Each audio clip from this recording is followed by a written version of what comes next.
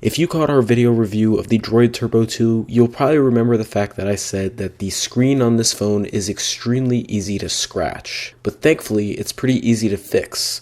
With a quick swap of the outer layer, you can make your phone look just like brand new. I'm Ben with Untitled Chapter, and here's how to replace the Shattershield on the DROID Turbo 2.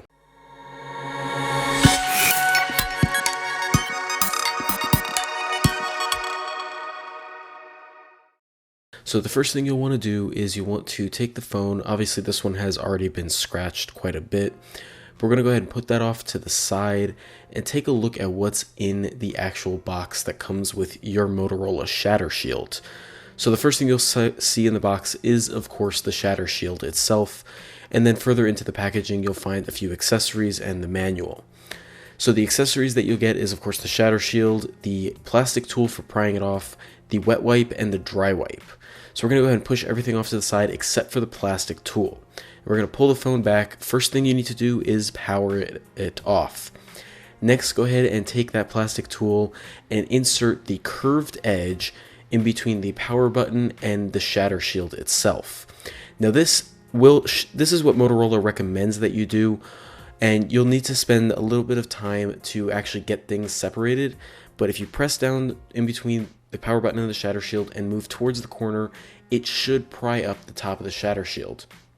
You will need to have quite a bit of patience in doing this, as it does take time. I eventually had a little bit more success by going from the top of the device to the corner, and then once you have it pried up, you just go ahead and pull it off like you would any normal screen protector. Now please make sure you do not do this with any kind of metal, as you will scratch the underlying lenses. But next, let's go ahead and take the wet wipe, and you're going to go ahead and clean off the display to get rid of any dust or anything that might have fallen on the display. Next, go ahead and take the dry wipe, and here you're going to wipe it off, and you're going to make sure that there is no dust remaining on the screen. If there is, it is going to mess up the installation, so please take your time and ensure there is no dust on the display. Next, we're going to go ahead and do is move everything out of the way, and we're going to take the Shattershield out of its packaging. Again, please make sure there is no dust on the display while you're doing this. So what we're going to do is, here you can see there are two numbers on the Shattershield, a 1 and a 2. You're going to take the 1 off first, as this is the back. Be careful when you are taking this off. But once you have done that, again, make sure there's no dust on this display, and then go ahead and take off the first layer of the new Shattershield. And what we're going to go ahead and do is get things lined up. You're going to want to do this to where the plastic that you're taking off is facing down, so that way no dust is attached to this new Shattershield. So the first thing you're going to do is going to go ahead and line it up with the earpiece and the speakers.